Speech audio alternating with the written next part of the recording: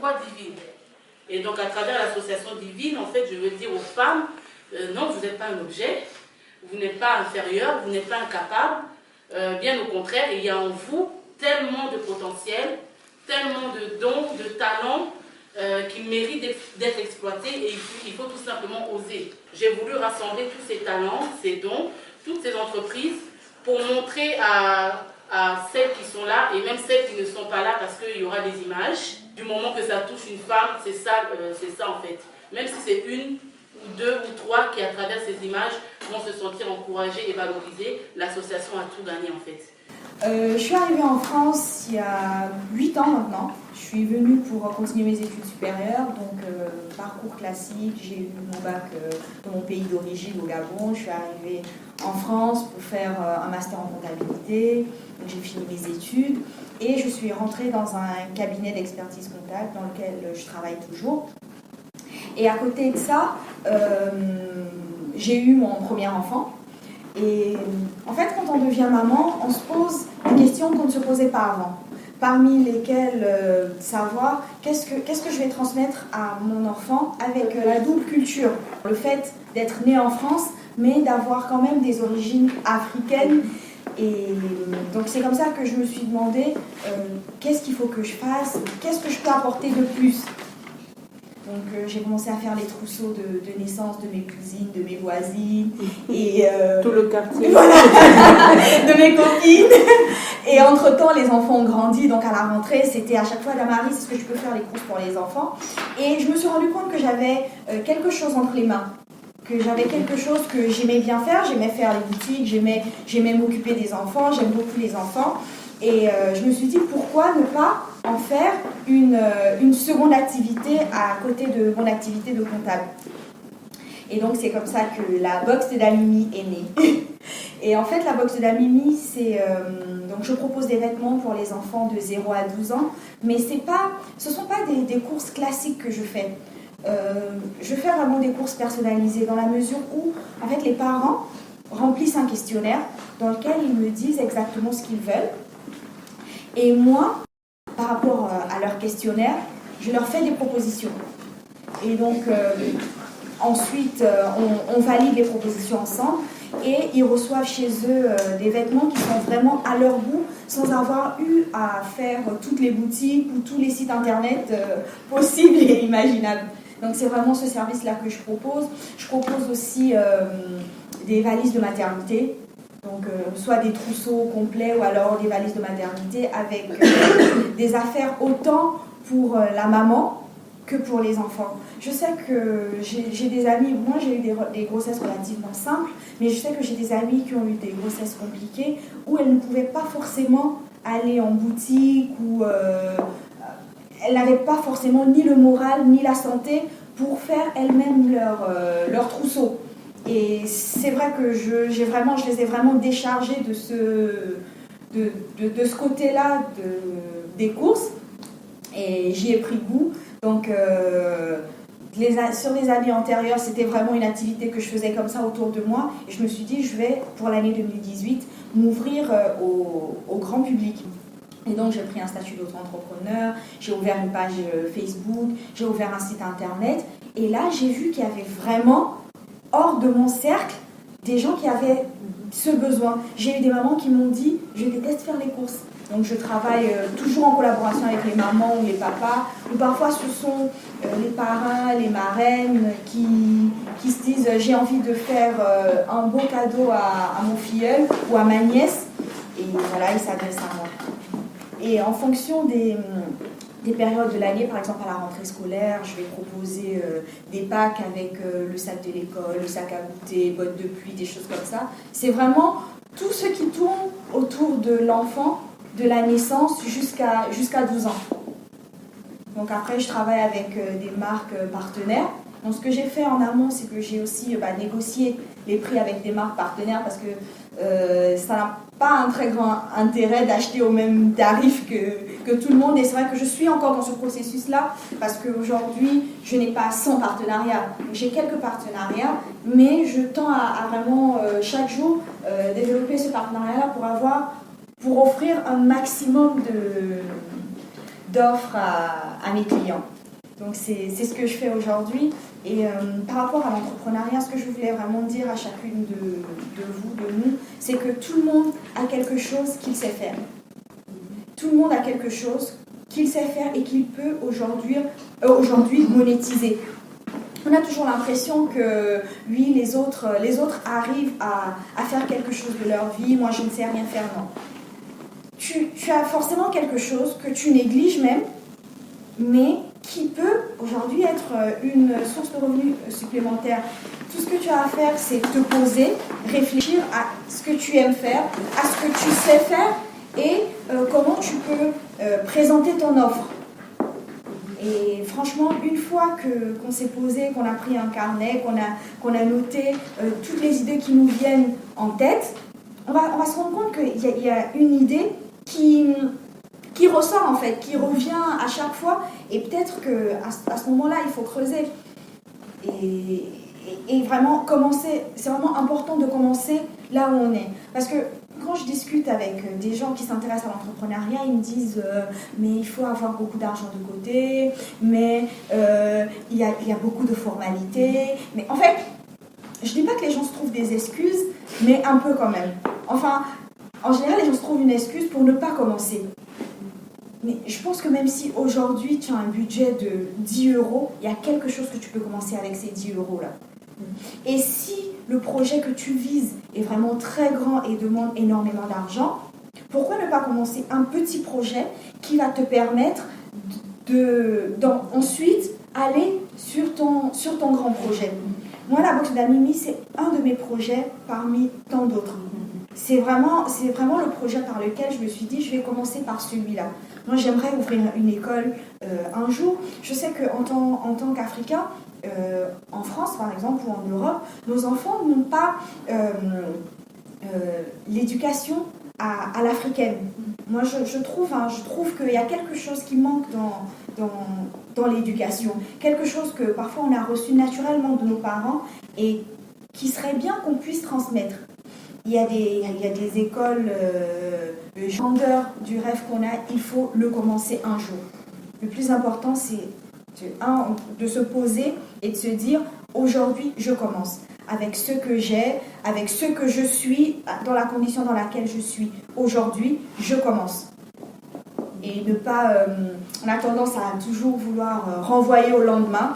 Et c'est une erreur, parce que les années passent et le temps...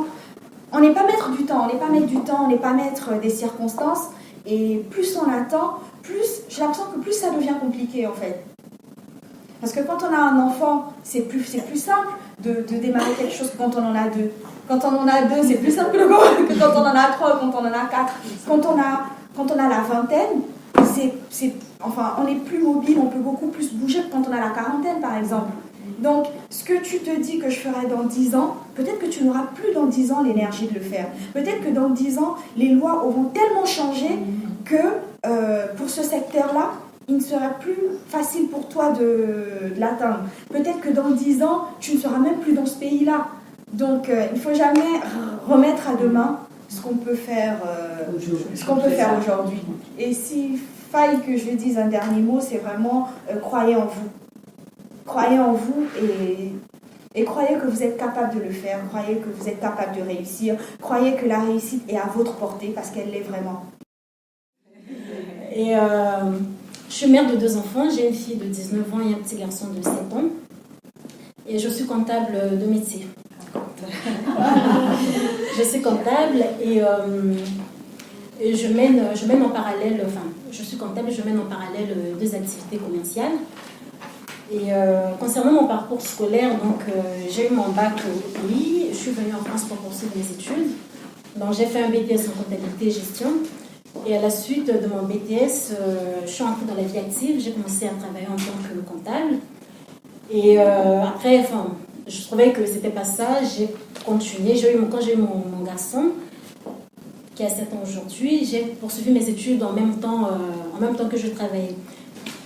Concernant mes activités commerciales, donc j'ai 2 activités commerciales, à savoir une activité de produits cosmétiques et une autre activité de gestion des entreprises. Donc, concernant, déjà la naissance des idées. La naissance des idées, ça part en fait de mon enfance. Parce que les deux mamans qui m'ont élevée, c'était des businesswomen. Les deux avaient des activités commerciales. Donc, par exemple, ma mère qui m'a élevée vraiment, qui m'a éduquée, elle avait plusieurs activités en fait, avec diverses activités. Donc, elle faisait du beignet, elle vendait beignets, poissons fumés, poissons d'eau douce, des gaufres, des glaces, tout ça à la maison. Donc, elle avait vraiment plusieurs activités. Et je vous parle de ça, pourquoi? Parce que je voudrais quand même qu'on tire en fait une leçon par rapport à ça. Par rapport au fait que on peut avoir plusieurs activités, même tu nous parlais de ça.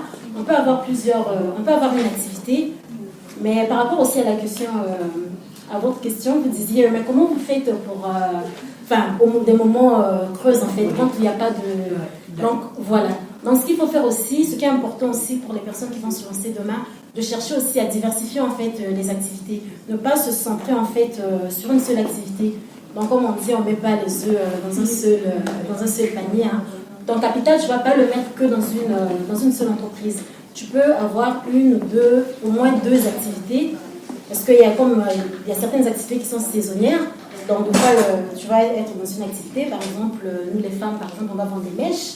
On sait que là, c'est décembre, c'est une activité où on va faire plus de chiffres, mais il y a d'autres périodes où le chiffre va être bas. Le fait que tu as une autre activité à côté, mais cette activité-là peut en fait renforcer tes entrées en fait financières. Donc voilà, on est dans une ère en fait, il y a pas mal de gens qui se lancent en fait. Parce qu'avant, on pensait que nous, avec notre peau, on ne peut rien faire. Mais aujourd'hui, on se voit, il y a des femmes qui se lèvent. Donc moi, je pense que pour les personnes qui veulent vraiment, c'est vraiment le bon moment en fait. Et donc moi, je me suis rapprochée en fait des personnes qui entreprenaient en fait, qui étaient déjà là où moi je voulais arriver. Je me suis rapprochée de ces personnes-là. D'autres, j'ai pris des formations en ligne, je les côtoyais, je voyais comment ils faisaient, tout ça là, je rendais aussi service. Et donc, après, il y a eu... on attire aussi ce qu'on a dans les pensées. Hein. Et donc, quand tu as une pensée, du coup, tu attires aussi les personnes... tu attires aussi, en fait, des choses où tu veux aller, en fait. Bon, peut-être que d'autres personnes ne comprennent pas, mais en fait, c'est un peu psychologique, en fait. Et donc, il y a eu des opportunités qui se sont présentées à moi. Et donc, j'ai saisi l'opportunité de Mary Kay. C'est quoi Mary Kay? Mary Kay, en fait, c'est une marque américaine qui fait des produits cosmétiques, donc de soins et de maquillage. Donc, c'est une marque qui existe depuis 55 ans. Et moi, ce qui me fascine aussi, la femme qui a créé ça, ce qui est fascinant, en fait, quand elle a créé cette marque, au jour d'aujourd'hui, vous ne verrez jamais de magasin Mary Kay. Ça existe pas, il n'y a pas de magasin Mary Kay. Donc, c'est vendu qu'en réseau, en fait. Donc, moi, je vais organiser une réunion, un atelier où je vais inviter des femmes, comme là, par exemple, aujourd'hui, vous allez tester les produits, vous allez, je peux vous maquiller, tout ça, et suite à ça, si ça vous a plu, vous pouvez passer commande, ou si j'ai du stock, vous pouvez acheter. Donc, en fait, l'idée de cette femme, c'était vraiment que la femme, en fait, puisse transformer sa vie, pas seulement, de transformer sa vie en créant, en fait, en vendant, en fait, les produits Mary Kay. Pourquoi? Parce qu'en fait, déjà, c'est pas que vendre, en fait. C'est pas que vendre. Ça te donne une assurance en toi aussi. Parce qu'on sait que l'apparence extérieure, ça compte beaucoup. C'est pour ça qu'il faut déjà travailler l'intérieur. Une fois que vous êtes bien à l'intérieur, vous pouvez aussi le sortir, en fait, de l'extérieur. Et donc, la particularité de Mary Kay, c'est le fait qu'elle, sa vision, c'était que la femme, qu'elle ne se limite pas que seulement à son rôle, en fait, de maman, à son rôle de femme, mais qu'elle puisse entreprendre, non seulement pour elle-même, mais aussi pour contribuer en fait, pour contribuer à la maison, financièrement, mais aussi d'emmener d'autres femmes, en fait. Donc, demain, toi, tu commences, tu montes, mais tu emmènes aussi d'autres femmes qui vont aussi monter, tu vas leur montrer comment toi tu as fait pour qu'elles te suivent aussi. D'où l'idée de partenariat, en fait. Donc, aujourd'hui, avec cette marque-là, donc moi, au début, quand j'ai commencé, je ne connaissais pas trop les produits. J'ai suivi des formations, tout ça. Là, aujourd'hui encore, je suis des formations. Et donc, je connais les produits, tout ça. Là, et donc, demain, je vais faire le partenaire aussi avec d'autres femmes. Donc, au lieu que la femme, elle reste à la maison, d'attendre la CAF, tout et tout, non. Tu peux rester à la maison, tu es à la maison, tu élèves tes enfants, mais tu peux aussi, en même temps, vendre. Donc, tu vends, tu organises les réunions, les gens viennent chez toi. Ils testent les produits, comme je disais tout à l'heure, et puis ils peuvent acheter. Et aussi, il n'y a pas que la vente... tu peux faire aussi la vente en ligne, par exemple. Avec Facebook aujourd'hui, il y a d'autres personnes, on voit aujourd'hui, qui utilisent les réseaux sociaux pour le Congo, ça, comme on dit, pour liker que les photos. Non, pour moi, je passe tout mon temps sur Facebook, mais je sais pourquoi je passe mon temps sur Facebook. C'est pour vendre, c'est pour faire mon business. Donc au jour d'aujourd'hui, c'est dommage en fait d'utiliser Facebook que pour liker les photos, commenter. Non, c'est quelque chose à faire en fait, du business. Donc moi, la coiffure en fait c'est vraiment quelque chose qui m'est tombé dessus. C'était pas quelque chose que j'avais déjà programmé. C'est vraiment tombé dessus. Donc moi j'ai fait des études de ressources humaines en RH. Donc moi j'avais prévu de pouvoir être soit chargée de recrutement, et comme je travaillais aussi en parallèle à mes études, j'étais assistante d'éducation, donc je travaillais aussi avec les jeunes enfants. Donc c'était soit m'orienter en tant que chargée de recrutement, ou sinon être médiateur éducatif, donc travailler avec les enfants. Donc c'était vraiment la voie en fait que j'avais programmée. Et donc la coiffure, je la faisais en complément en fait de mon travail, de mes études. C'est plus un hobby, un passe-temps, un complément de revenu. Et donc d'abord j'avais commencé en fait avec les membres de ma famille. Donc je faisais, c'était plus les tissages. Quand je parle de coiffure, c'était vraiment plus pose d'extension que vraiment coiffer le cheveu naturel. Donc j'ai commencé d'abord les membres de ma famille, et puis après de bouche à oreille. Voilà, vous savez comment ça se passe, les filles, qui t'a coiffé, tu es très bien coiffée, voilà. Et on s'est changé les coordonnées comme ça. Et donc d'abord, j'ai démarré en fait en allant au domicile des personnes, donc j'allais coiffer. J'avais beaucoup de force parce que je pense qu'au jour d'aujourd'hui, je pense que j'aurais plus cette force, surtout avec les enfants, tout ça. Donc j'étais plus jeune, donc j'allais coiffer, je faisais mon petit planning et tout ça. Et comme je voyais qu'après, j'avais de plus en plus de demandes et plus encore le boulot et puis mes études, c'était un peu compliqué. Donc j'ai commencé en fait à laisser les clients venir à mon domicile. Donc j'étais encore chez mes parents à l'époque. Donc ils venaient, j'avais ma petite chambre et tout ça, j'avais bien installé un bon coin coiffure. Donc les clients venaient, je les coiffais et tout ça. Et puis voilà, de fil en aiguille. Après, une fois que j'ai terminé mes études,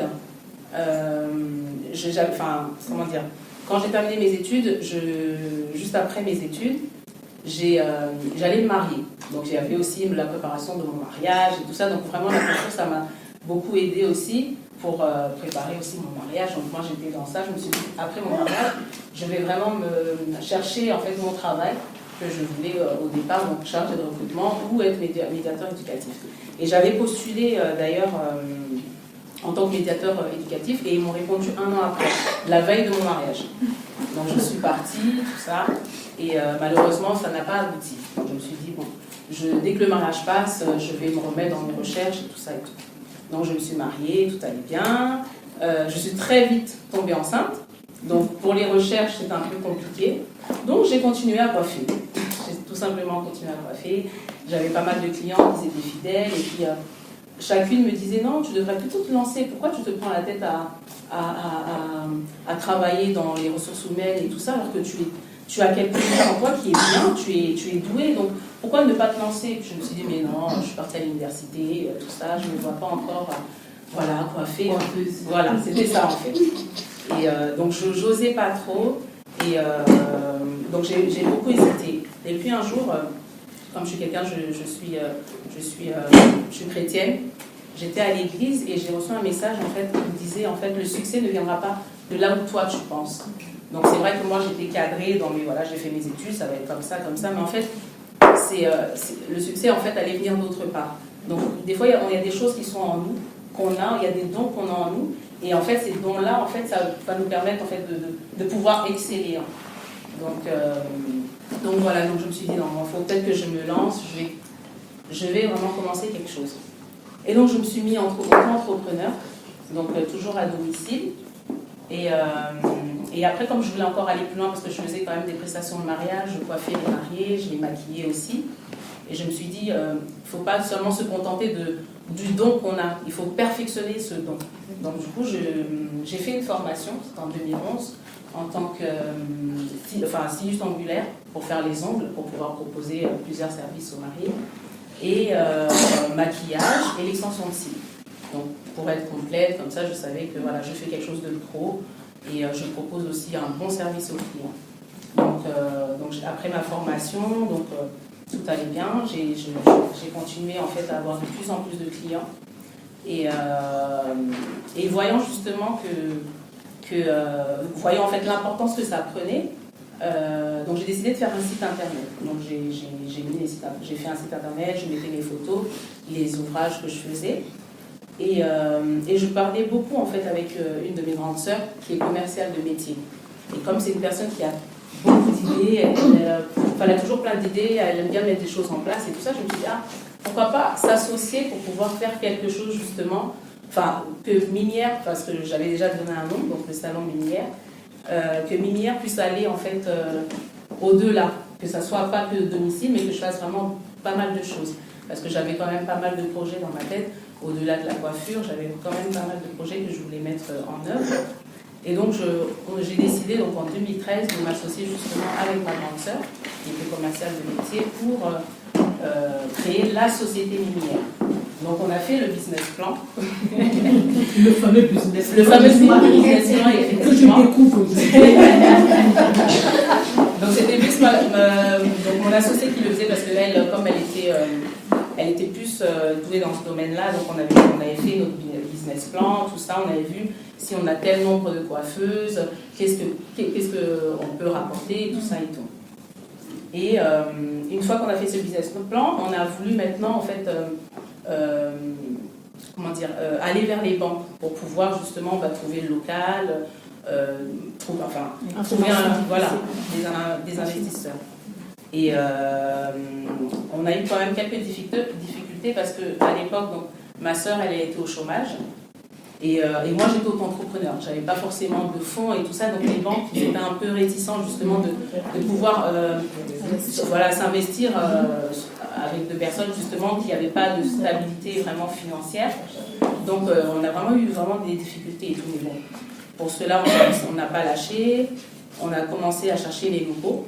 Donc nous, on avait vraiment des grandes ambitions, on voyait des grandes choses parce qu'en fait, j'avais le projet de faire un atelier de formation. Parce que j'avais constaté qu'en fait, en France, dans les écoles, en fait, on n'apprend pas en fait le cheveu afro, c'est que le cheveu européen. Donc on apprend à faire du brushing, des colorations, des choses comme ça. Mais le tissage et tout ça, ces choses-là, il n'y avait pas. Et donc je voulais justement, j'avais ce projet de mettre des ateliers aussi de formation en place.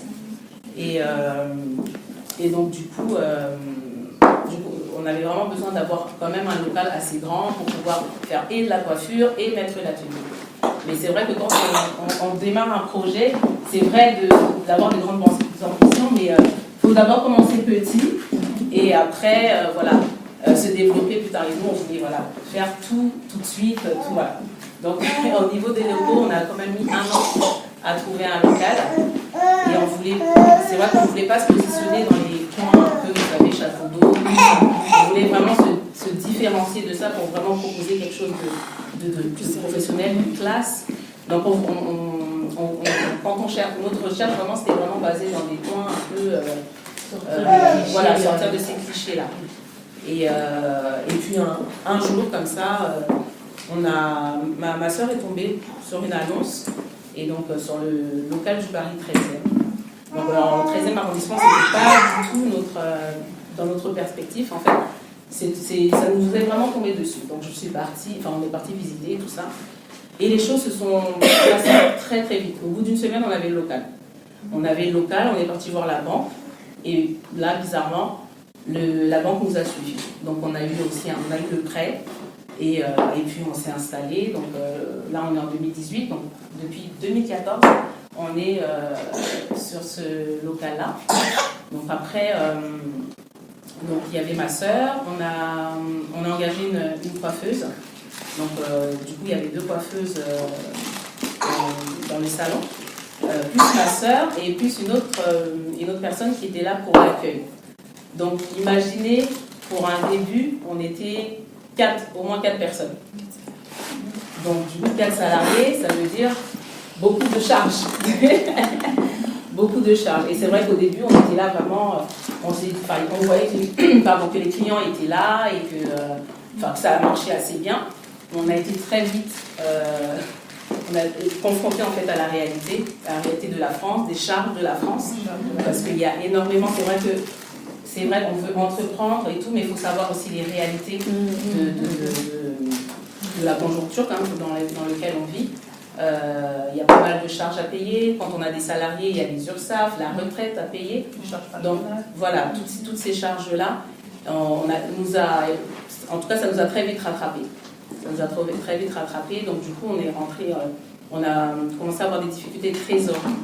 La charge était tellement énorme que forcément, ça devenait vraiment compliqué.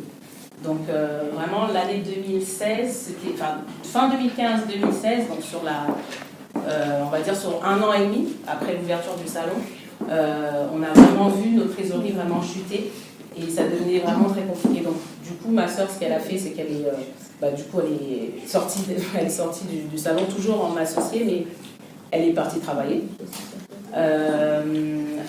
Après, on va dire entre guillemets, heureusement que en fait le salarié qu'on avait, elle devait se marier, devait partir dans une autre vie, donc elle avait demandé une rupture conventionnelle, donc forcément on lui a accordé.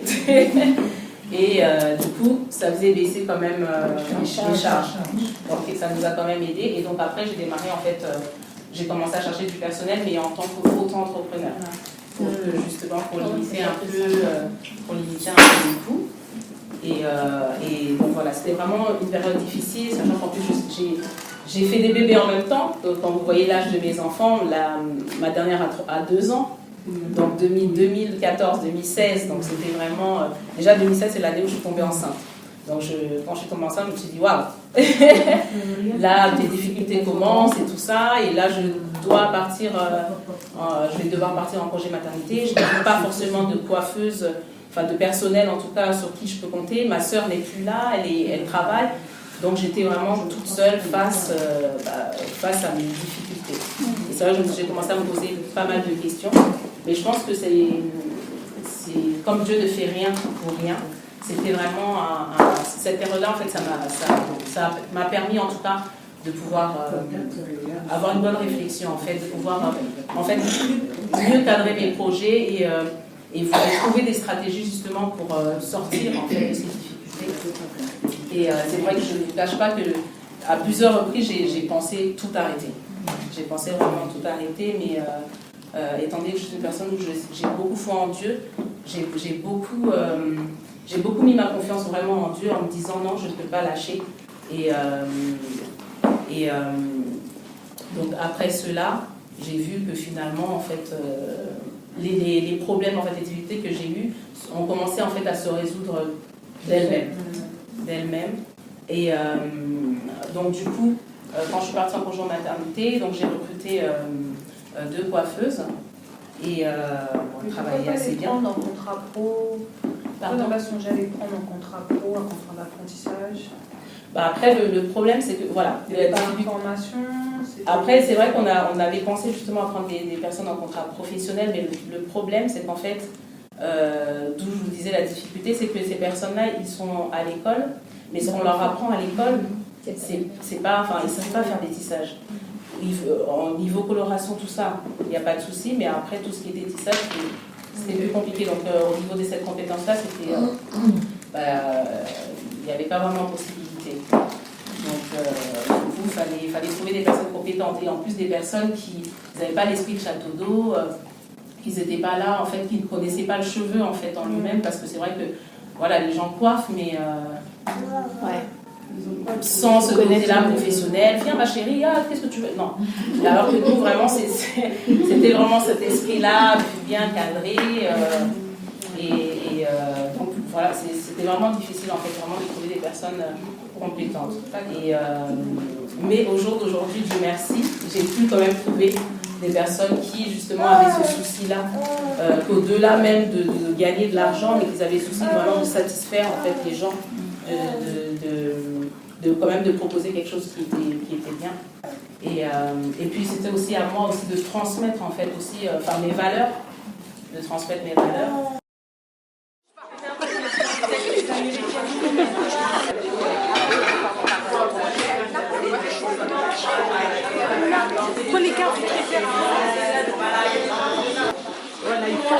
On va reprendre. Donc, avec qui j'ai appris à cuisiner? Donc, j'ai appris à cuisiner avec ma mamie, qui était aussi ma première petite maman.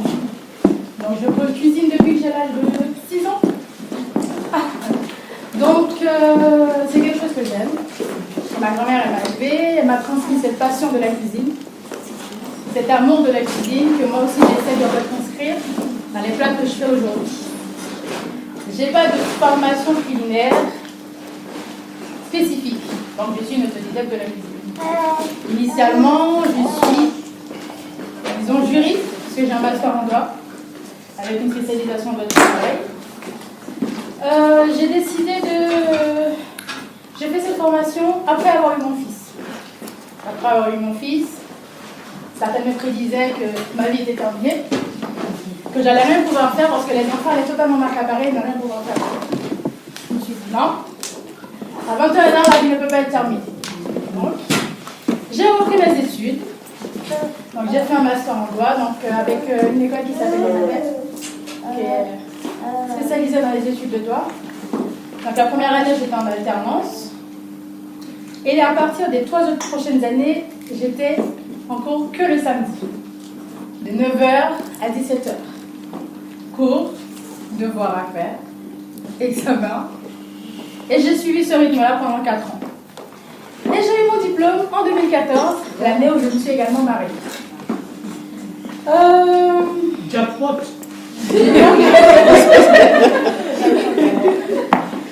J'ai fait mon... Donc après avoir eu ce diplôme, je me suis mariée, ça y est, c'est fait. Et on se sent toujours incomplète quand on aime quelque chose, mais qu'on ne peut pas forcément faire un métier. Parce que moi, je suis de la génération du... Les métiers manuels, c'est pas un vrai métier. Parce que ma mère, comme elle dit, quand tu as des capacités, tu peux pas juste te dire tu veux faire de la cuisine. En plus, à l'époque, il fallait commencer par un CAP. Ça faisait pas bon ménage dans la tête de ma mère. Donc, du coup, j'ai fait mon bac classique. J'ai eu ça à Saint-Martin. Après avoir vécu 11 ans en Haïti, j'ai vécu 7 ans à Saint-Martin, j'ai obtenu mon bac. Et après mon mariage, je suis tombée enceinte, mais j'ai fait également une fausse couche. Du coup, j'étais assistante juridique en cabinet d'avocat. Je me suis dit, la fausse couche m'a permis de me rendre compte en fait que la vie médecin est comme un film. Et que si on a des rêves à réaliser, on ne va pas attendre d'avoir 40, 50, 60 ans pour les faire. Bien qu'on peut toujours les faire même à 40, 50, 60 ans. Autant les faire tout de suite. Donc du coup, l'année de mon mariage, j'ai fait mon grand test grandeur nature. Je me suis posée une semaine. Je me mariais le 9 août. J'avais une semaine de vacances avant, plus les 3 semaines que j'ai pris après pour mes congés payés. J'ai fait 600 pièces de petits fours. En une semaine, je ne pouvais pas être la mariée et être en cuisine, bien évidemment. J'ai préparé et les personnes chargées de la cuisine ont fait cuire. Et j'ai eu des bons échos de mes invités qui ont trouvé ça bon, sans savoir forcément qui les avait préparés. Et donc, du coup, je me suis dit, si j'ai pu le faire pour mon mariage, je peux le faire ailleurs. Donc, n'ayant pas de formation en cuisine classique, je me suis dit, il faut quand même se former. Parce que quand on a un projet, il faut donner du poids à ce projet. Donc, j'ai commencé à tester mes recettes. Premier critique culinaire, mon mari, bien évidemment. Le plus exigeant de tous. Mes amies sont conciliantes. Il y en a 3 parmi plus. Mais mon mari, c'est le pire de tous. Lorsqu'il tire vers le haut, c'est pas la personne qui va me dire Jenna, c'est bon. Ou mes amis vont dire non, ça là c'est pas bon. Refaire, recommence, ce que tu veux, mais faut refaire. C'est pas possible, faut que tu t'améliores. Et donc, c'est pas forcément facile. Parce qu'effectivement, moi je suis un petit peu susceptible. Donc quand on te dit c'est pas bon, enfin, j'ai juste envie de dire, en fait, j'ai testé ma recette, j'ai cuisiné pendant des heures, tu me dis c'est pas bon. Donc, faut recommencer derrière. Mais je continue. Et c'est grâce à ces fameuses critiques, bien qu'un petit peu trop acérées, je continue de progresser aujourd'hui. Donc, pour donner plus de poids à mon projet, j'ai voulu me former en cuisine et en gestion d'entreprise. Parce que même en ayant un master en droit, je n'ai pas forcément la gestion d'entreprise qui va avec. Donc, pour la partie cuisine, je m'étais inscrite j'étais au chômage l'année dernière. Donc, je m'étais inscrite à Cuisine dans le Peuple, qui est une formation qui a été créée par Thierry Mars, chef de cuisine. Donc, je lui dis, c'est ouvert qu'aux personnes qui recherchent un emploi et qui veulent soit faire une reconversion, soit pouvoir redémarrer dans la vie, parce que quand on est en recherche d'emploi, c'est pas forcément facile. Je me suis inscrite. Parmi 400 candidatures, il y avait 10 places. J'avais été retenue. Et en passant l'entretien, j'ai réussi l'entretien. Mais la cuisine que je propose, donc une cuisine caribéenne, est un petit peu trop caribéenne pour les Français. Un petit peu trop exotique, comme tu dis. Et comme j'avais également à l'époque un projet de food truck, et ils veulent ouvrir une filière dans le food truck. Et donc ils se sont dit, on va t'orienter dans cette filière-là, parce que tu veux également faire une partie food truck, et nous on veut faire cette formation-là. Donc on dit pourquoi pas. C'était en soi une erreur, parce que cette formation-là, ils l'ont toujours pas lancée. Mais bon, c'est pas grave. En parallèle, j'ai fait l'ADI, elle en a parlé tout à l'heure, Sandra. Donc j'ai fait Créa Jeune avec l'ADI. Créa Jeune parce que je voulais me former en gestion d'entreprise. Et j'aime bien savoir où je vais. Je suis cette personne qui, quand j'ai un projet en tête, il faut que tout soit écrit de A à Z parce que je ne peux pas. Effectivement, quand on entreprend, on prend des risques. Mais étant mère de 2 enfants, j'aime bien minimiser mes risques dès le début. Et ne pas juste me lancer juste pour entreprendre, parce que j'ai envie d'entreprendre. Donc j'ai écrit mon business plan. Je crois que j'ai écrit 3 business plans différents. Un pour le food truck, un pour un restaurant, un pour un service traiteur. Puis avec l'ADI, ça m'a permis un petit peu de mieux structurer mon projet. Parce que l'ADI permet à toute personne de pouvoir entreprendre, que tu sois endetté ou pas. Il permet de pouvoir avoir jusqu'à 10 000 euros d'apport, ce que je n'avais pas. Donc j'ai fait 9 semaines de formation avec eux. Et durant ces 9 semaines, j'ai peaufiné mon projet, j'ai fait mon business plan. Ça m'a permis de chiffrer sur 3 ans, de savoir est-ce que c'est vraiment rentable de me lancer là-dedans. Parce qu'en tant que même en prenant un microcrédit, pas le c'est le crédit. C'est pas juste faire le crédit pour faire un crédit. Donc j'ai chiffré mon projet. À la fin de 9 semaines de formation, on l'a présenté devant un jury. Il a trouvé mon projet très bien et intéressant. Et à la fin de cette formation-là, je ne suis pas non plus une vraie gestionnaire, mais j'ai des livres de recettes de partout. Pour mes chiffrages, j'ai des factures que je garde sous format électronique parce que ça m'évite d'imprimer pour rien. Donc, j'essaie de gérer ma petite micro-entreprise à mon échelle. Et j'ai fait un microcrédit. J'ai mis 500 € pour pouvoir acheter du matériel. Parce qu'en tant que traiteur, s'ils me disent je vous donne un contrat pour un mariage, mais je n'ai pas de place de traiteur, et que je ramène tout dans les petites casseroles, ça ne le fait pas. Du coup, j'ai acheté du matériel nécessaire, des chiffondiges, tout ce qu'il me faut pour pouvoir commencer des friteuses, tout ce qu'il faut qui me permette de, si j'ai un contrat demain, que ce soit un contrat pour 10 personnes ou pour 200 personnes, que je puisse assurer comme il faut le service. Donc c'est ce que j'ai fait. Puis pendant ce projet, ça m'a permis aussi de prendre un peu d'assurance, parce que parler devant les gens, c'est pas ce que j'aime non plus.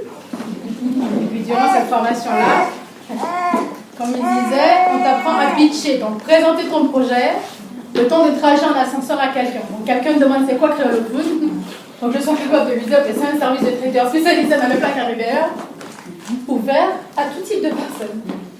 Et donc pendant ces 9 semaines, c'est ce que j'ai fait. Et c'est ce qui me permet aujourd'hui de pouvoir gérer Créole Food à ma façon. Donc Créole Food, c'est mon 3e bébé, puisque j'ai déjà 2 enfants, que je veux développer et permettre à toute personne de tout horizon différente de pouvoir connaître. C'est pas, étant d'origine haïtienne, je ne voulais pas que ça soit que les Haïtiens.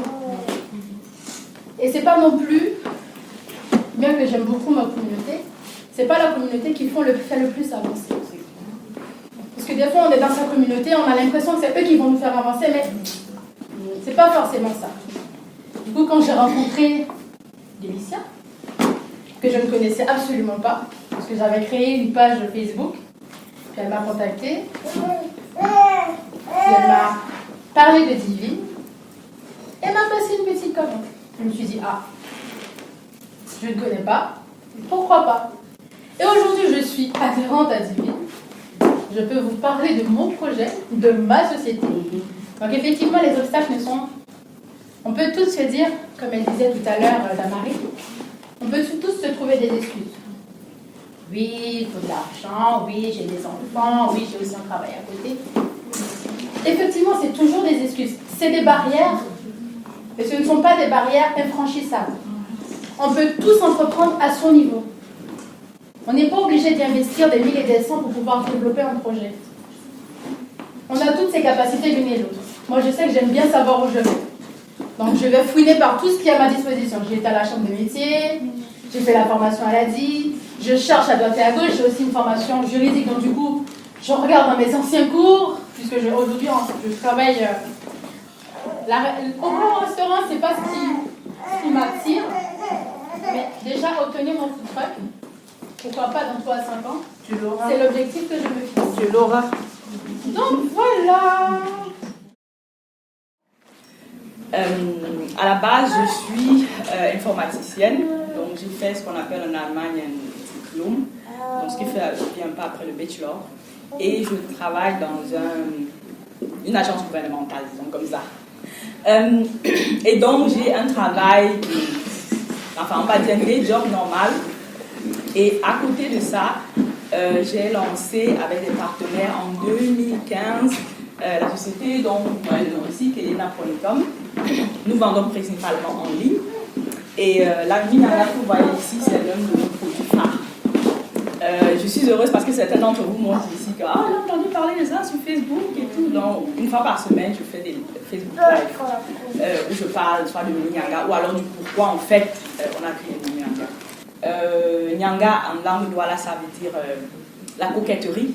Donc, genre, je vais me faire belle. Et en fait, au départ, on dit, en Douala, chez nous, on dit, chez nous au Cameroun, on dit mamie, mais seulement mamie, chez les Européens, ça représente un peu genre grand-mère. En tout cas, en Allemagne, c'était ça. Donc, du coup, on a un peu joué avec le nom, donc c'est devenu Mignanga. Et ça passait bien parce que, voilà, en France, on dit tu non. Voilà. Donc, alors, comment est née Mignanga? En fait, c'est ma petite fille qui a 7 ans et demi aujourd'hui. Qui m'a inspirée parce que moi en fait j'étais quelqu'un de, on m'a dit quoi, on m'a dit normal quoi, c'est-à-dire que tu as fait tes études, tu l'as fait de tes parents et puis tu travailles, tu es ingénieur, voilà, et puis tu as ta vie, tu es marié, tu as les enfants et puis tu as une certaine vie quoi. Et puis, il arrive, surtout nous qui sommes africains, qui grandissons ici, ou alors qui bâtissons notre vie ici en Europe, on se retrouve confrontés à deux cultures, la culture qu'on a ramenée et la culture dans laquelle on doit vivre. Et souvent, les deux ne correspondent pas. Et on peut faire la sourde oreille, mais plus tard, quand on a des enfants, les enfants là vous rappellent que vous devez faire quelque chose. Donc, c'est ce qui m'est arrivé. Donc ma petite fille a à peu près 3 ans et demi à l'époque, elle va au jardin et on leur demande de dessiner une princesse. Okay. Donc ma petite fille dessine la princesse, elle la ramène à la maison. Elle me dit tout content, oui maman, aujourd'hui elle a dessiné une princesse, regarde. Et voilà, donc elle me montre son dessin. Je lui dis c'est qui, elle est jolie, ben c'est moi. Je dis ok, mais elle ne te ressemble pas trop, elle a les yeux bleus, elle est blonde, enfin c'est pas que je n'aime pas les blondes, mais si c'est vraiment toi, je pense qu'on a un problème. Et effectivement, on avait un problème. Et chaque fois que je dis cette phrase, j'ai les larmes aux yeux. Parce que les enfants sont tellement vrais, prudents quand ils disent la vérité. Parce qu'ils ne sont pas... Ils ne sont pas encore formatés comme nous, donc ça sort vraiment comme ça sort.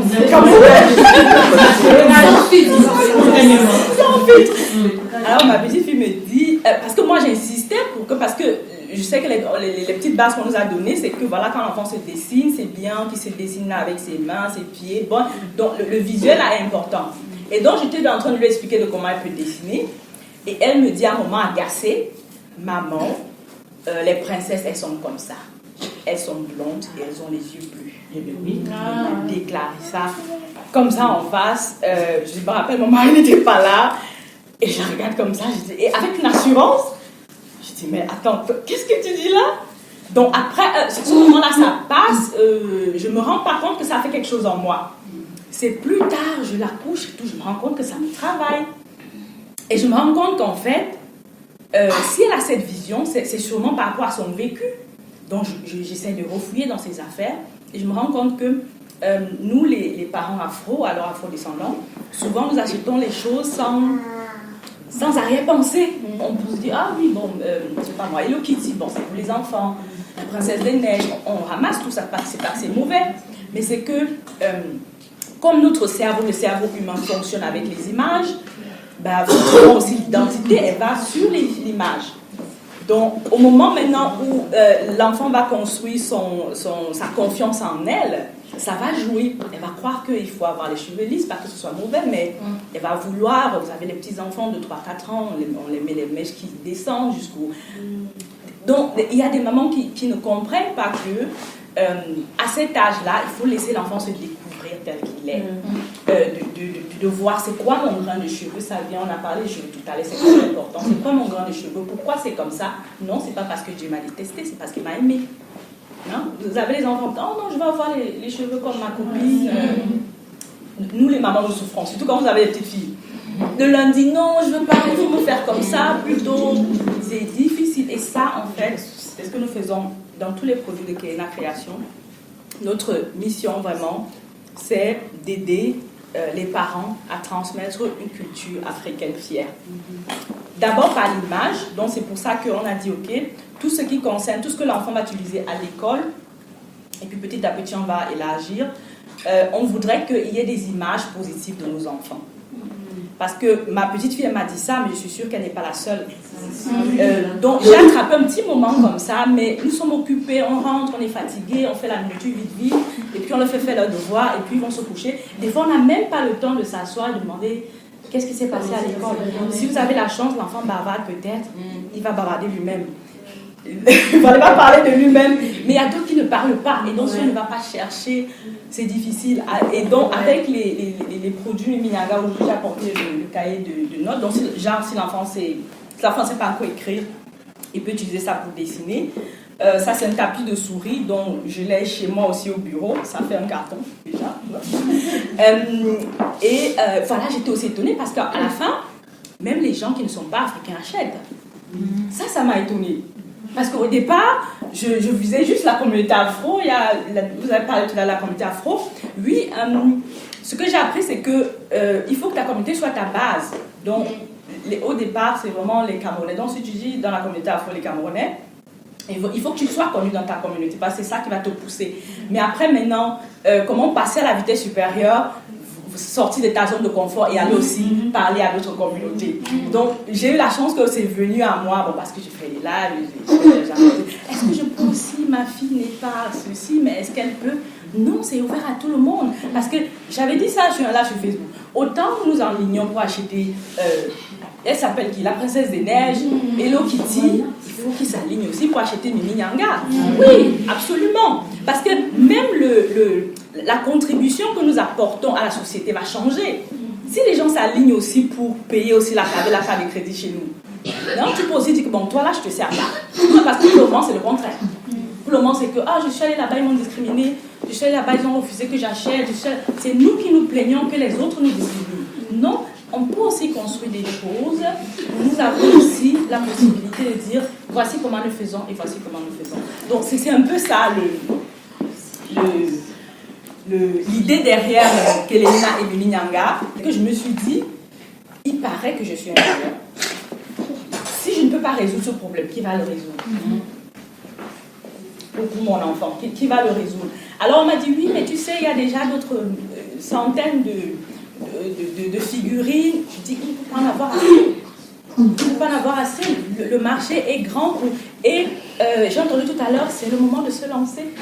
Le moment, parce que quand les gens se lancent comme ça, il y a comme une énergie, n'est-ce pas? Et puis ça peut voilà. Donc on peut utiliser ça, n'est-ce pas, pour aller vers l'avant. Donc, je n'ai pas le temps de me lancer. Ce n'est pas vraiment vrai parce qu'on est vers le temps. Je vois le temps que j'avais avant de regarder les séries. Mais au final, je me dis, ce n'était même pas forcément le temps de regarder les séries. C'est qu'en regardant les séries, en fait, ce que je voyais, que je faisais, c'était que j'avais l'impression que j'avais un calling. Je ne sais pas comment je peux dire ça.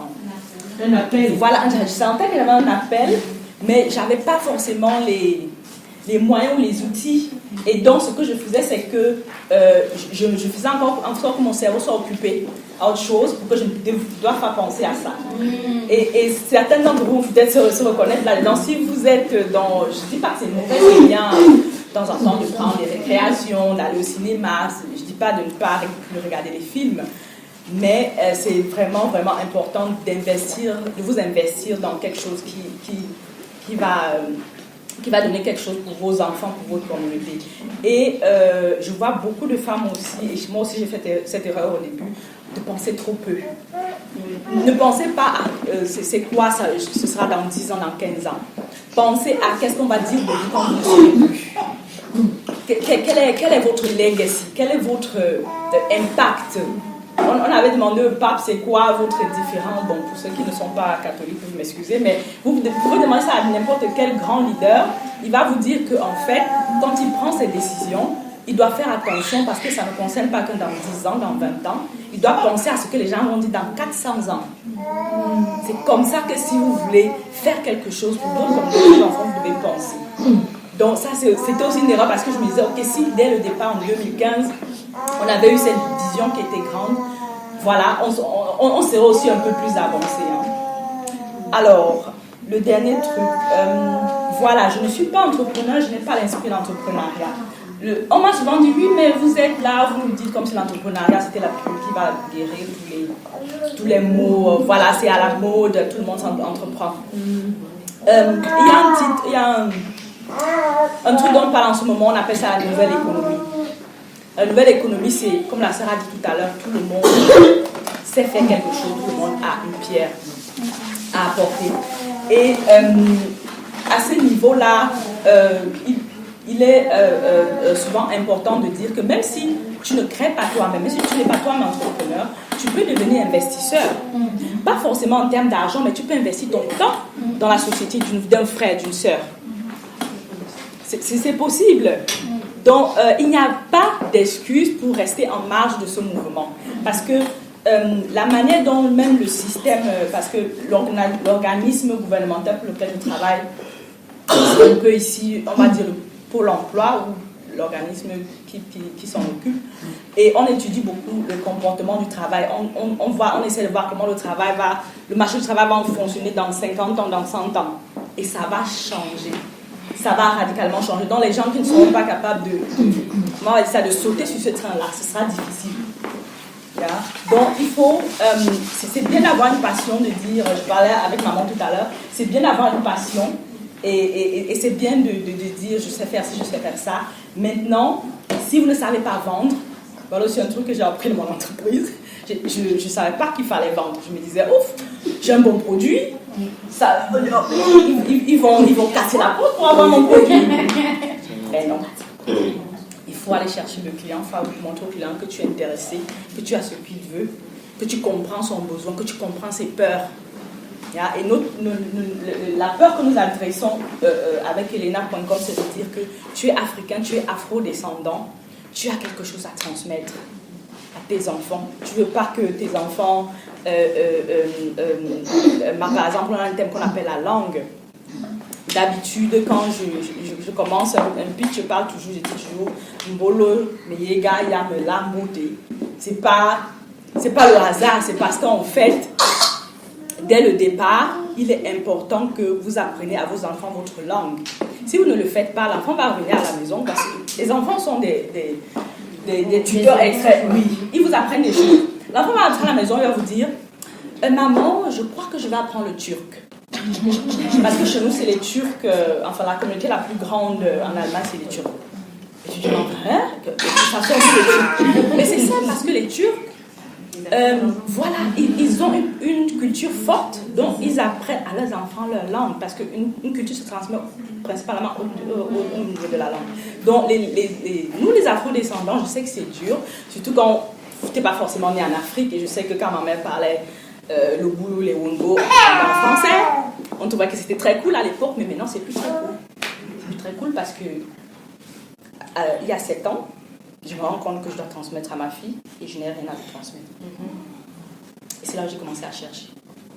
Donc quand je suis arrivée en Allemagne, je ne savais pas parler aujourd'hui.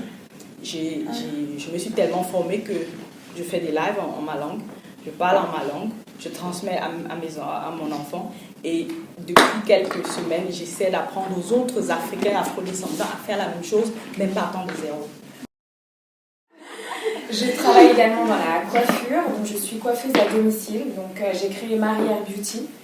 En fait, à la base, mon projet, c'était de créer une entreprise avec, j'avais trouvé le local, j'ai fait une formation pour la création d'entreprise.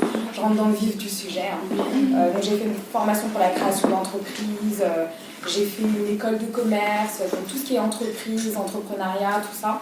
Je m'y connaissais un petit peu. Et j'ai trouvé le local. J'ai été voir donc, des personnes qui s'occupaient de tout ce qui était financement en fait.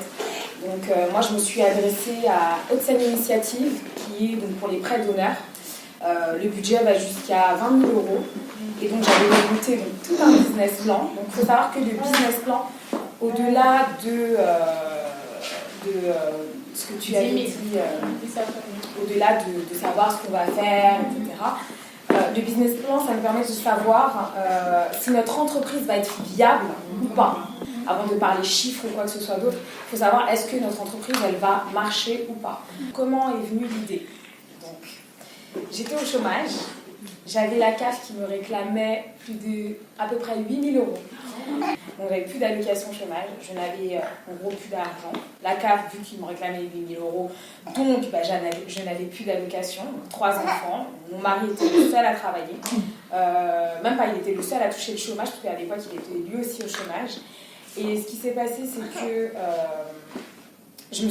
on courait un jour avec mon mari, on est parti faire un footing et je dis chérie, il faut absolument qu'on trouve un moyen, une idée de créer notre truc. Viens, on est au chômage, on en profite pour créer notre entreprise, créer notre truc avant qu'on n'ait plus d'allocation ni quoi que ce soit.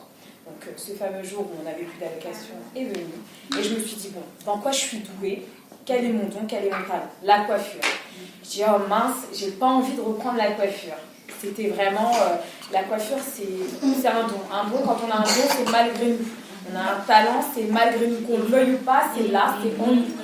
Une personne qui sait absolument hyper bien jouer du football, qu'elle le veuille ou non, elle est douée. Et si elle ne veut pas jouer, mais bon, c'est malgré elle en fait. Donc moi, c'était malgré moi, je suis douée en coiffure. Et je me suis dit, j'ai pas envie de faire tout ce qui est braid, tresse, c'est perte de temps, c'est toujours la même chose. Et puis j'ai commencé à regarder des tutos sur YouTube. J'ai commencé à regarder et je me suis dit... et j'ai commencé à faire un constat. Et à cette époque-là, en tout cas, ce que je constatais, c'était que les filles, elles avaient des tissages qui étaient vraiment mal faits. Pas toutes vraiment mal faits. Non, il faut dire qu'il y a des filles, il y a des choses, pour moi, c'est interdit. Pour une femme, c'est interdit. Moi, ce que je voulais, c'était pas juste vendre quelque chose, c'était ajouter de la valeur au produit que j'allais vendre. Donc je me suis dit, je vais faire ma première perruque. Et j'ai fait ma première perruque. Alors, à l'époque, je faisais des tissages, donc je me faisais pas des tissages toute seule, j'allais chez le coiffeur me faire des tissages. Et je gardais à chaque fois les mèches. Et un jour, j'ai dit, oh, allez, j'ouvre mon cerveau là, et puis je regarde dans mon placard, j'avais un gros sac comme ça avec plein de mèches. Et j'ai tout mis dans une bassine et je me suis dit, bon, je vais trier tout ça et je vais voir ce qui est récupérable ou pas. Et donc j'ai pris tout ce qui était récupérable et j'en ai fait une perruque. Ça a donné quelque chose de plutôt pas mal. J'étais plutôt contente du résultat. Il faut savoir qu'à l'époque, j'avais pas de tête. Donc j'ai utilisé, vous savez, les boîtes Nestlé pour la poudre de bébé. Et avec une serviette. Et j'ai pris un bonnet de perruque et j'ai posé dessus. Et j'ai fait mon truc. Donc je suis vraiment partie de zéro pour le coup. Et j'ai cousu la perruque comme j'avais vu un petit peu dans ce que j'avais appris. Et puis là, je me suis dit, au-delà de faire un tissage ou une perruque, je veux qu'on ait les coiffures comme à l'américaine. Donc, des trucs qui fassent vraiment naturel, même si on sait que c'est pas nos cheveux, parce qu'aujourd'hui, tout le monde sait que c'est pas nos cheveux, mais quand même que ça fasse beau, quand même. Et donc, j'ai fait une formation de 2 mois. J'ai pas été accueillie, honnêtement, très chaleureusement. J'étais pas la seule noire, mais je suis quelqu'un de très pétillante, très accueillante. J'ai fait un bac pro service accueil assistance conseil, donc tout ce qui est accueil assistance conseil. Je m'y connais et donc du coup je savais comment accueillir le client, comment le mettre à l'aise. En fait ça pour moi, j'ai travaillé aussi chez Orange pendant 2 ans. J'ai fait en fait un apprentissage, j'étais en alternance chez Orange pendant 2 ans. Et donc du coup, on apprend chez Orange, j'étais chargée clientèle, j'étais en boutique, donc vous apprenez la satisfaction client, vous apprenez à servir le client, à prendre en compte ses besoins et à répondre à sa demande et faire du rebond. Ce qu'on appelle du rebond, c'est lui proposer des choses dont il a besoin mais qu'il n'a pas forcément formulées. Et je me suis servi de tout ce que j'avais appris chez Orange et je l'ai emmené partout finalement parce que c'est un bagage, hein, je l'ai emmené là où j'ai été, donc chez Jean-Claude Aubry. Et il y avait cette fille là, qui avait un regard noir avec moi, elle ne m'aimait pas. Et puis il y avait ce mec là aussi qui ne m'aimait pas non plus. Ça faisait longtemps qu'ils étaient là. Et il ne m'aimait pas, il ne pouvait pas me voir. Et moi, je suis partie du principe. Premier jour, honnêtement, je suis arrivée, j'ai cru que je n'allais pas revenir. Je me suis accrochée, je me suis mise là et je me suis dit, bon, allez, c'est parti. J'étais très intéressée, donc je regardais tout ce que je pouvais regarder, j'apprenais tout ce que... Mon but et mon objectif, c'était vraiment de prendre tout ce que je pouvais prendre et d'apprendre tout ce que je pouvais apprendre. J'étais pas là en mode, en plus, je l'ai payé ma formation, pas très cher, Dieu merci. Pas très cher, mais j'ai quand même payé ma formation avec de l'argent que je n'avais pas forcément, parce que j'avais plus aucun revenu à ce moment-là. Et donc, je me suis investie, j'ai investi en moi-même. La première chose que vous devez faire avant d'investir chez les autres ou dans quoi que ce soit, c'est investir en vous-même. Plus vous allez investir en vous-même et plus vous allez développer votre potentiel et faire plus de choses. Donc, du coup, j'ai investi en moi et le premier jour, on m'a dit alors, cette journée, il faut vous accrocher, hein, vous savez, c'est pas évident, etc. Et j'ai littéralement pleuré, en fait, à la fin de cette journée parce que il y avait vraiment je sentais vraiment cette aura négative, on va dire, de cette fille qui ne m'aimait pas, de ce gars qui ne m'aimait pas non plus, que je ne savais pas pourquoi. J'ai dit bon, c'est pas grave. Donc, j'ai tenu pendant 3 semaines, au mois de juillet, j'ai fait ça au mois de juillet, 3 semaines. J'y allais, tac, je me suis accrochée, je faisais ce que j'avais à faire, j'ai appris ce que j'avais à apprendre. J'y suis retournée ensuite au mois d'octobre, 1 mois complet. Et j'avais donc, tout le temps, je venais avec une perruque différente, parce que j'avais appris à faire des perruques. Et les gens, ils étaient impressionnés à chaque fois. Et je pense que c'est ça qui embêtait la jeune fille en question. À chaque fois que je venais, et quand je disais aux gens, bah, c'est une perruque et c'est moi qui l'ai faite, ils regardaient comme ça, ah bon, c'est toi? Mais non, mais c'est pas possible, ça fait tellement naturel. Des blancs, même des noirs, mais non, c'est pas possible, c'est pas une perruque. Mais non, si, c'est bien une perruque. Et donc je me suis dit, là, il y a quelque chose à faire. Et j'ai terminé ma formation. Et ensuite, je me suis consacrée à mon projet. Je voulais passer un CAP. Je pensais que l'entreprise me garderait pour pouvoir passer mon CAP, etc. Ils n'ont pas voulu me garder, bien évidemment. J'ai dit, ok, comment je vais faire pour trouver une entreprise? J'ai cherché, j'ai postulé, etc. J'ai été chez Camille Alban, coiffeur très réputé, européen, on ne va pas dire de blanc, européen. Et je reçois un appel qui me dit, oui, désolé, on ne va pas vous garder, etc. J'allais presque signer. Non, on ne va pas vous garder. Désolée. Et moi, je suis là presque, je les supplie, mais non, s'il vous plaît, je vous en supplie, donnez-moi une seconde chance. Ah non, mais désolée, c'est comme ça. Ok, je raccroche le téléphone. Et là, je pleure littéralement parce que j'en peux plus. Parce que j'ai envie d'atteindre cet objectif qui est de créer mon entreprise, qui est de faire ce que j'aime, qui est de faire quelque chose finalement de ma vie. Et je n'y parviens pas. Et donc je me dis, tant pis, je vais le passer en candidat libre. Et là, j'ouvre ma Bible. Et en fait, dans tout ce que je lisais, dans tous les chapitres que je lisais, il me dit en gros, prépare-toi, sois fort et courageux, sois fort et courageux.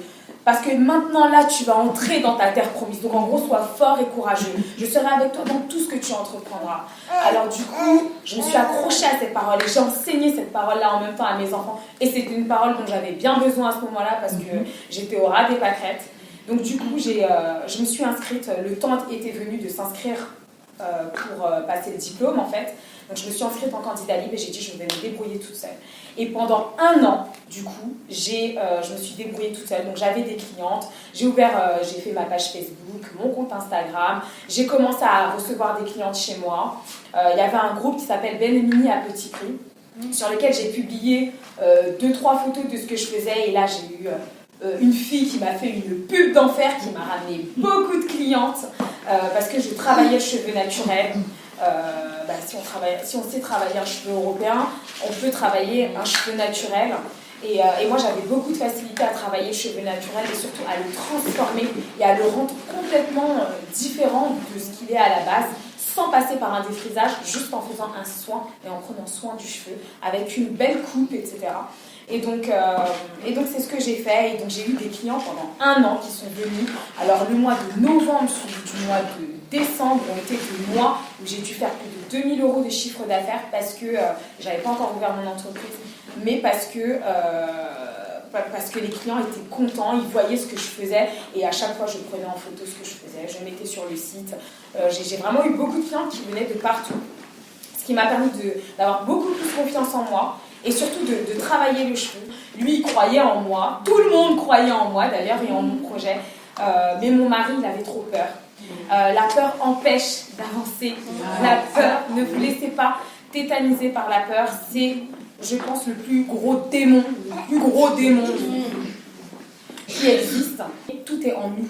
Et c'est en nous qu'il faut regarder premièrement avant de voir qui essaye de nous mettre des bâtons dans les roues. C'est nous-mêmes qui nous mettons des limites et qui nous mettons nous-mêmes des bâtons dans les roues. Donc il y a un moment donné où il faut se poser et se dire ok, qu'est-ce que je veux faire, où je veux aller et je suis prête à faire quoi pour pouvoir y arriver. Voilà. Donc c'est ce que j'ai fait. Et je me suis dit, bon, à défaut d'ouvrir un local, je vais ouvrir mon entreprise quand même. Et voilà, et donc j'ai plein d'autres projets que je veux concrétiser. Allez jusqu'au bout, soyez déterminés, ayez des objectifs. C'est la première chose, d'avoir des objectifs. C'est bien d'être déterminé, mais si vous êtes déterminé pour rien, ça ne sert à rien. Donc il faut avoir des objectifs, être déterminé pour vos objectifs. Et le plus important, be yourself, soyez vous-même. Il faut que vous soyez vous-même. N'essayez pas d'être quelqu'un d'autre, tous les autres sont déjà pris. Soyez juste vous-même. Confrontez-vous à l'intérieur de vous-même, vos blessures, votre passé, confrontez tout ce qu'il y a à confronter pour pouvoir accepter ce qu'il faut accepter, parce que pour être vous-même, il faut savoir accepter votre passé, accepter toutes les expériences que vous avez vécues, bonnes ou mauvaises, et ensuite se poser et se dire ok, j'ai vécu ci, j'ai vécu ça, qu'est-ce que j'en fais? Comme je vous l'ai dit au début, c'était une première pour Divine, c'était une première conférence des femmes. Je ne sais pas si, bon, je ne sais pas, je pense que ça a été très positif pour vous. Je pense que chacune a reçu quelque chose. Si je peux rebondir pour pouvoir conclure, parce que finalement, il y a eu différentes interventions, chacune dans son domaine, mais il y a plusieurs choses qui sont revenues en fait. Plusieurs choses. Donc là, on a vu la femme divine. Donc on est vraiment dans le cadre de l'association divine. Donc c'est cette femme-là en fait qui a beaucoup de projets.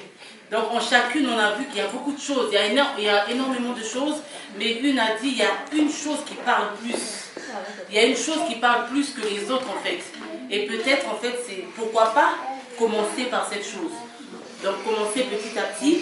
Donc déjà ça, et on a parlé du business plan, c'est un mot qui est revenu souvent. Oui, c'est important, je m'en sers aussi. Donc pas pour l'entreprise, parce que je n'ai pas d'entreprise. Moi je considère l'association comme mon entreprise, mais dans la vie de tous les jours en fait. C'est avoir un papier, noter les idées, noter les priorités, noter ce qu'on a à faire, noter son programme, noter Voilà, c'est important de pouvoir mettre les choses noir sur blanc, en fait, par écrit, en fait. Et c'est pour ça qu'on dit, toi, tu es toujours avec ton téléphone, parce qu'il y a tout dedans, j'ai tout. Que ce soit pour les enfants, pour la maison, pour l'association, pour mon travail, pour n'importe quoi, je note toutes les idées, l'organisation, et ça aide. Parce que quand on a beaucoup de projets comme ça, tout va dans tous les sens, il faut pouvoir bien ordonner. Donc c'est important. Pour moi, ce mot business plan, je le prends, prenons-le dans tous les sens du terme en fait. Et prendre des initiatives. Et c'est ça aussi qui va vous distinguer. Parce qu'on va vous dire, tiens, celle-là, elle n'est pas comme mes autres employés. Elle a des initiatives, elle a des bonnes idées et tout, ça va vous distinguer. Et pourquoi pas vous ouvrir des portes. Qu'est-ce que je vais transmettre à mes enfants? Qu'est-ce que je vais leur apprendre? Qu'est-ce que je vais leur laisser?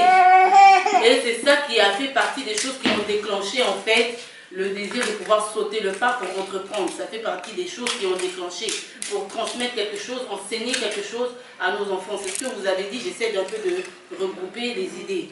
Il y a eu aussi une pensée que vous avez partagée. Vous avez parlé de toujours allier Europe et Afrique. Parce que oui, c'est vrai, on vient tous de quelque part.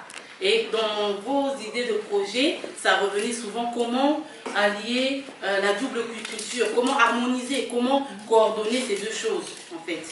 Donc oui, je me dis pourquoi pas, comme Marie a dit aussi, soyons nous-mêmes. Or, cette double culture fait partie de nous. On vient de quelque part, on a atterri quelque part. Mais le mélange de ces deux, c'est ça qui apporte aussi une richesse à ce que vous allez créer ou développer, en fait. Parce qu'on ne donne que ce qu'on a. Et on a parlé aussi d'avoir des bonnes relations, un bon entourage, des bonnes personnes autour de nous. Parce que finalement, c'est ces personnes-là qui vont aussi nous encourager, nous soutenir, nous booster quand on en aura besoin. Parce que je sais, bon, moi, ma mère, elle est là. C'est vrai que des fois, les relations mère-fille, c'est tendu et tout. Mais... c'est tendu, des fois, voilà. C'est comme ça.